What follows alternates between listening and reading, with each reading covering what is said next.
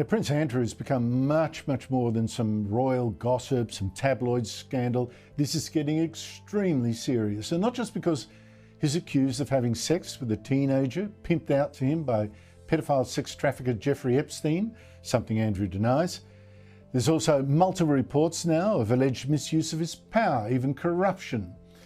Flying around the world, supposedly to make deals for Britain, while actually making shady deals with shady people in places like Kazakhstan. Benefited entirely himself. And now come reports that has essentially lived rent-free for decades at the Royal Lodge, his home. Now, Andrew has already been stripped of his title, Duke of York. Now some British MPs want him to lose his title of Prince. And others demand that he explain his use of the Royal Lodge to Parliament in person. And the Prime Minister last week did not rule that out. Will the Prime Minister support a select committee inquiry so all those involved can be called for evidence, including the current occupant? Well, it's important in relation to all properties, Crown properties, that there is proper scrutiny. I certainly support that.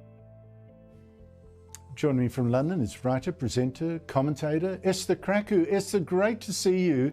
How serious is this now for Prince Andrew, and where could this go next?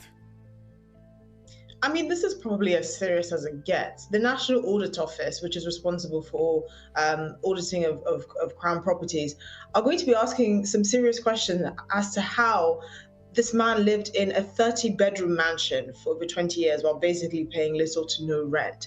They're estimating that the property could have generated hundreds of thousands of pounds in revenue if they had been actually charging rent or at least letting it out to someone else.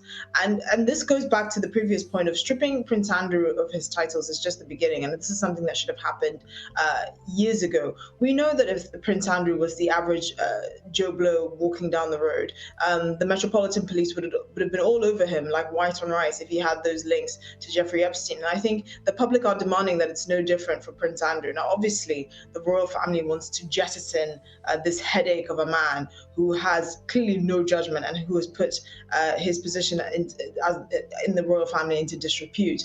Prince William, we know, is the most irate about Prince Andrew, and he's been the most vocal about being severe on him.